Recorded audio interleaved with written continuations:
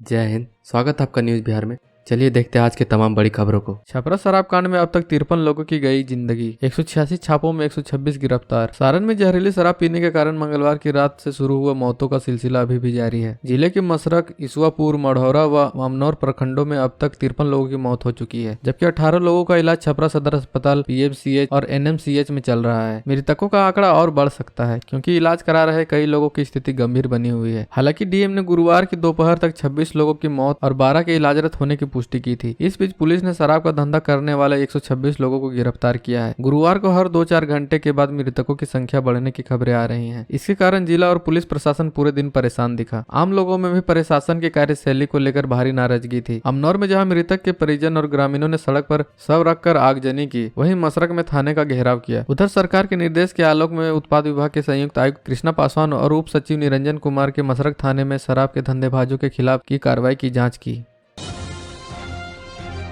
भागलपुर की पीहू ने 50 लाख जीतने के लिए लिया बड़ा रिस्क। अमिताभ बच्चन ने कही ये बात। कौन बनेगा करोड़पति जूनियर सीजन 14 के लिए भागलपुर चुनिहारी टोला के गौतम शर्मा की पुत्री प्राप्ति शर्मा उर्फ पीहू के कार्यक्रम का गुरुवार को सोनी एंटरटेनमेंट पर टेलीकास्ट पूरा हो गया। दूसरे दिन 14 सवालों का जवाब देकर 50 लाख जीतकर 75 लाख जीतने के करीब पहुंची, लेकिन 15वें सवाल का गलत जवाब होने की प्राप्ति को लेकर 3,20,000 रुपए से संतोष करना पड़ा। हालांकि प्राप्ति शर्मा की हाजिर जवाबी और रिस्क लेने की प्रवृत्ति को लोग सराहना कर रहे हैं। इतना ही नहीं, महानायक अमिताभ बच्चन को कहना पड़ा कि अब तक 75 लाख तक कोई जूनियर नहीं पहुंच पाया था। खलीफा बाग चौक पर प्रोजेक्टर पर लाइव शो देखने की व्यवस्था की गई थी। लाइव शो को देखने के लिए स्थानीय दुकानदारों, चुनिहारी टोला के अलावा अलग अलग हिस्से से लोग पहुंचे थे।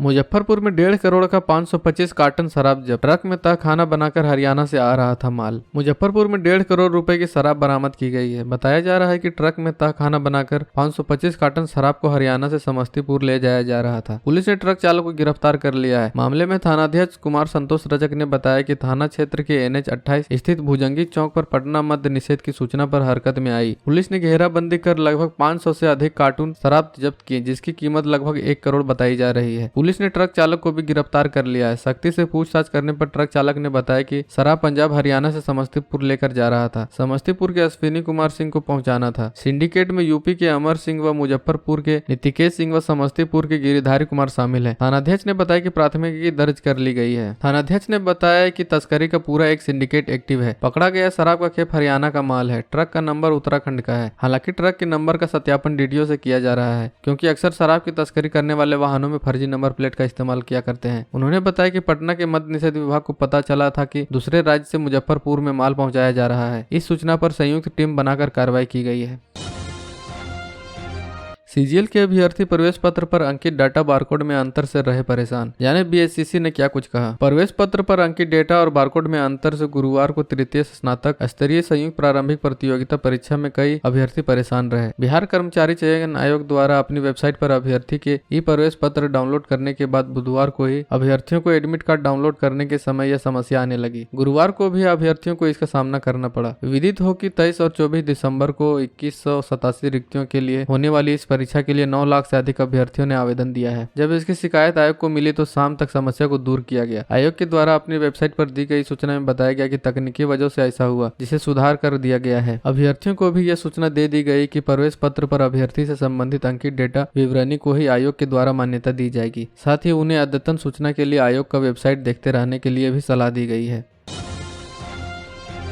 पटना और मुजफ्फरपुर के लोग इस तरह घर बैठे करें पार्सल का बुकिंग। गंतव्य स्थान तक पहुंचाएगा रेलवे। ट्रेन से पार्सल भिजवाने के लिए अब आपको रेलवे स्टेशन जाने की जरूरत नहीं पड़ेगी। आप घर बैठे इसकी ऑनलाइन बुकिंग कर सकेंगे। पूर्व मध्य रेलवे व डाक विभाग ने ज्वाइंट पार्सल प्रोडक्ट सिस्टम विकसित किया है, जिसके तहत डाक विभाग घरों से पार्सल एकत्रित करेगा और रेलवे के गंतव्य स्थान तक पहुँचाएगा। फिलहाल इस नई सुविधा की शुरुआत पुमरे के पटना जंक्शन व मुजफ्फरपुर रेलवे स्टेशन से होने जा रही है। इसको लेकर दोनों विभाग की संयुक्त टीम का गठन कर बैठक भी हो चुकी है। जानकारों की माने तो पार्सल की आय में वृद्धि और अधिक से अधिक सामान की बुकिंग को लेकर यह नया नियम लागू होने जा रहा है। इस प्रणाली के माध्यम से बुक किए गए पार्सल की लागत सड़कों की तुलना में 20% सस्ता रखने का लक्ष्य है। वर्तमान में पमोरे से सभी रेलवे के सभी जोन मिलाकर पार्सल व्यवसाय की प्रति वर्ष 2000 करोड़ रुपए है, जबकि देश का कुल पार्सल बाजार 25,000 करोड़ रुपए का है। इसका उद्देश्य इस बाजार में रेलवे की हिस्सेदारी को उल्लेखनीय रूप से बढ़ाना है। राजस्व के माध्यम से पमोरे रेलवे अपनी हर एक इकाई को मजबूत बनाने का जोर दे रहा है। इसी के तहत रेलवे अपने पार्सल व्यवसाय को डाकघरों के माध्यम से करना चाह रहा है। डाकघर से जुड़ने पर रेलवे को मैन पावर की भी नियुक्ति नहीं करनी पड़ेगी। उतने ही संसाधन में सारे कार्य हो जाएंगे। पटना में स्टार्टअप शुरू करने के लिए महज 100 रुपए प्रति दिन पर मिलेगी जगह, फटाफट करें आवेदन। बिहार में नई स्टार्टअप पॉलिसी लाने के बाद उद्योग विभाग ने बेहद आकर्षक लोकेशन पर उसके लिए आधारभूत संरचना भी विकसित कर रही है। उद्योग विभाग के प्रधान सचिव संदीप पौंडरिक ने ट्वीट कर बताया कि स्टार्टअप लाने वाले लोगों को इन दोनों जगहों पर 100 रुपए रोज किराए पर जगह मिल सकेगी। साथ ही यह किराया प्रति माह या प्रति सीट 1000 रुपए भी लिया जाएगा। मौर्या लॉक या फ्रेजर रोड पटना में स्टार्टअप के लिए कार्यस्थल तैयार कर ली गई है। 23 जनवरी से यहाँ काम शुरू हो जाएगा। उन्होंने बताया कि स्टार्टअप पॉलिसी के तहत काम करने वाले लोगों की मदद के लिए हमारी स्टार्टअप टीम और IIT पटना का भी पूरा सहयोग मिलेगा। स्टार्टअप लगाने के लिए 31 दिसंबर तक ऑनलाइन आवेदन मांगे गए हैं। पहले से आए आवेदकों की परीक्षा कराई गई है। इसमें करीब 51 आवेदक परीक्षा उत्तीर्ण कर चुके हैं। इन लोगों को स्टार्टअप पॉलिसी के तहत 3 किस्तों में अथवा एक ही किस्त में स्टार्टअप फंड में राशि दी जा सकेगी। मुजफ्फरपुर केंद्रीय कारागार में बंद 2 भाइयों के बीच हुई भीषण मारपीट, एक की मौत। शहीद खुदीराम बोस केंद्रीय कारा में रंगदारी मामले में बंद पुरानी गुदरी निवासी सुबोध कुमार पटेल उर्फ डब्लू पटेल की SKMCH में इलाज के दौरान मौत हो गई। कारागार प्रशासन ने इसकी सूचना जिला जज के अलावा DM को दी है। साथ ही उसके शव के पोस्टमार्टम के लिए दंडाधिकारी प्रतिनियुक्त करने का अनुरोध DM से किया है। शुक्रवार को दंडाधिकारी की मौजूदगी में शव का पोस्टमार्टम किया जाएगा। सुबोध की मौत की पुष्टि जेल अधीक्षक ब्रिजेश सिंह मेहता ने की है। सुबोधनगर थाना क्षेत्र के शुक्ला रोड निवासी कपड़ा व्यवसायी रंजन कुमार से रंगदारी मांगने के आरोप में शहीद खुदीराम बोस केंद्रीय कारागार में वार्ड 18 के खंड 2 में अपने चचेरे भाई अभिषेक पटेल व अन्य के साथ बंद था। गुरुवार की दोपहर को दोनों भाइयों के बीच अचानक विवाद हो गया। इसमें अभिषेक पटेल ने उसे धक्का देकर जमीन में गिरा दिया। इसके बाद वह अचेत हो गया। सूचना पर जेल प्रशासन ने उसे आनन फानन में SKMCH में भर्ती कराया। वहाँ इलाज के दौरान शाम करीब 4:30 बजे उसकी मौत हो गई। जेल की ओर से परिजनों को भी सूचना दे दी गई है। परिजनों ने जेल में बंद अभिषेक पटेल पर हत्या का आरोप लगाया है। हालांकि मामले में परिजनों का बयान नहीं हो सका है। इसकी सूचना मीठनपुर थाने की पुलिस को भी दे दी गई है। बताया जाता है कि जेल प्रशासन ने अभिषेक को सेल में डाल दिया है। पटना में शौचालय जा रही युवती के साथ मनचलों ने सामूहिक दुष्कर्म करने की कोशिश की, कपड़े फाड़े। गर्दनीबाग थाना इलाके में रहने वाली एक युवती के साथ बदमाशों ने सामूहिक दुष्कर्म करने का प्रयास किया। उसके कपड़े फाड़ दिए। जब शोर मचाए तो उसकी मां मौके पर पहुंच गई। बदमाशों ने दोनों के साथ मारपीट शुरू कर दी। इस मारपीट में मां का हाथ कट गया। इस संबंध में पीड़िता ने राहुल, छोटू, पवन, विजय, छोटू आदि के खिलाफ मारपीट, यौन उत्पीड़न के साथ ही इज्जत लूटने का प्रयास करने का केस दर्ज किया है। साथ ही इन लोगों पर धमकी देने, केस वापस करने का भी आरोप लगा है। पुलिस आरोपितों को गिरफ्तार करने के लिए छापेमारी करने में जुटी है। पीड़िता ने पुलिस को बताया कि वह शौचालय के लिए जा रहे थे। इसी दौरान उन लोगों ने उसे पकड़ लिया, मारपीट करने लगे और फिर कपड़े फाड़ दिए। वह वहां से भागने लगी। फिर उसका इज्जत लूटने का प्रयास किया गया। बता दें कि बिहार में NCRB की रिपोर्ट के मुताबिक हत्या के मामले में बिहार देश का दूसरा खतरनाक राज्य है। बिहार पुलिस पर हमले में सबसे अव्वल है। देश में जमीन के लिए सबसे अधिक झगड़ा फसाद बिहार में होता है। इसके अलावा पारिवारिक विवाद के मामले में भी बिहार देश में सबसे आगे है। बिहार में 9 युवक 2014 में फर्जी तरीके से बहाल होकर बने थे आयकर अधिकारी। CBI ने खोल दिए सभी धागे। CBI ने नागपुर में 9 आयकर अधिकारियों को गिरफ्तार किया है। इन लोगों ने 2012 में कर्मचारी चयन आयोग के आयकर अधिकारी भर्ती परीक्षा में डमी उम्मीदवार बिठाकर परीक्षा पास कर ली और पिछले 8 सालों से नौकरी कर रहे थे। CBI सूत्रों के मुताबिक बिहार से जुड़े एक माफिया ने इन लोगों की जगह डमी उम्मीदवारों को परीक्षा में बिठाया था। CBI इस मामले की 2018 से जाँच कर रही थी। जाँच में यह खुलासा हुआ कि सभी 9 आयकर अधिकारी फर्जी तरीके से नौकरी पाने में सफल हुए थे। इसके एवज में उन्होंने मोटी रकम खर्च भी की थी। CBI सूत्रों के मुताबिक गिरफ्तार सभी लोगों ने इस मामले में शामिल माफिया सरगना के संबंध में जानकारी देने पर अपनी और पारिवारिक से जान को खतरा बताया है। यह माफिया सरगना बिहार का रहने वाला है। मामला कर्मचारी चयन आयोग की 2012 से 14 में आयोजित परीक्षा से जुड़ा है। प्रतियोगिता परीक्षा में डमी उम्मीदवार के शामिल होने की बात 2018 में उजागर हुई थी। CBI ने FIR दर्ज किया था। आरोपी अधिकारी कई सालों से नौकरी कर रहे थे और प्रमोशन भी ले चुके थे। जिन 9 लोगों का गिरफ्तार किया गया उनके नाम रिंकी यादव, अनिल कुमार, राहुल कुमार, अभय कुमार, मुकेश कुमार, चंदन कुमार, मनोज कुमार, प्रदीप कुमार और मनीष कुमार नाम है। CBI भर्ती रैकेट का पता लगाने के लिए SSC के कर्मचारियों के बारे में भी जानकारी जुटा रही है। रडार पर वे कर्मचारी चिन्हित किए गए हैं जिन्होंने 12, 13 और 14 में मुंबई और इलाहाबाद जैसे विभिन्न स्थानों पर परीक्षा आयोजित कराई थी।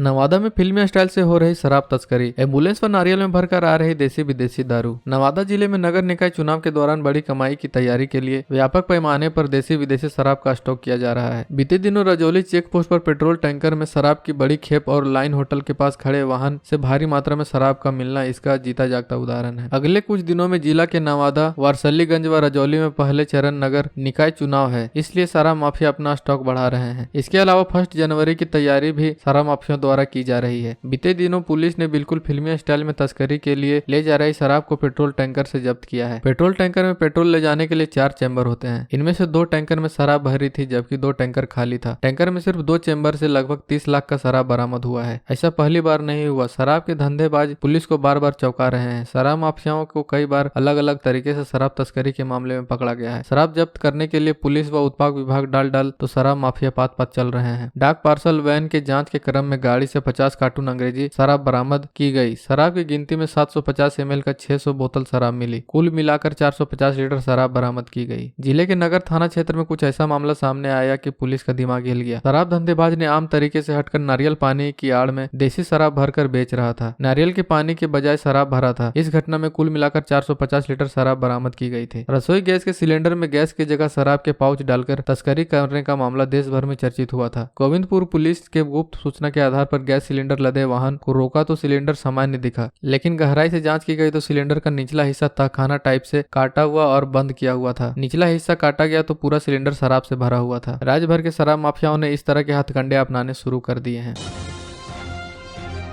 मुजफ्फरपुर में बनाया जाएगा कैंसर अस्पताल, 198 करोड़ जारी, इतने दिनों में बनकर तैयार हो जाएगा हॉस्पिटल। मुजफ्फरपुर में टाटा कैंसर अस्पताल के सहयोग से बनने वाले कैंसर अस्पताल के लिए भारत सरकार द्वारा 198 करोड़ रुपए की योजना स्वीकृत की गई है। जनवरी 2023 में कार्य प्रारंभ हो जाएगा। अभी तक निर्माण कार्य, उपकरण आदि में 6 करोड़ रुपए खर्च हो चुके हैं। यह जानकारी राज्यसभा सांसद सुशील कुमार मोदी के एक प्रश्न के उत्तर में राज्यसभा के केंद्रीय कार्मिक, लोक शिकायत और पेंशन तथा प्रधानमंत्री कार्यालय के राज्य मंत्री डॉक्टर जितेंद्र सिंह ने दी। मंत्री ने बताया कि वर्तमान में CSR एवं समाज सेवियों के सहयोग से मॉड्यूलर अस्पताल चल रहा है, जहां प्रतिदिन 200 मरीज आ रहे हैं। पिछले 2 वर्षों में शल्य चिकित्सा, निवारक, प्रशामक, कैंसर और प्रयोगशाला सेवाएं दी जा रही हैं। केंद्रीय राज्य मंत्री ने बताया कि प्रस्तावित अस्पताल में सर्जिकल, मेडिकल, रेडिएशन एवं अन्य सब प्रकार की कैंसर चिकित्सा की व्यवस्था रहेगी।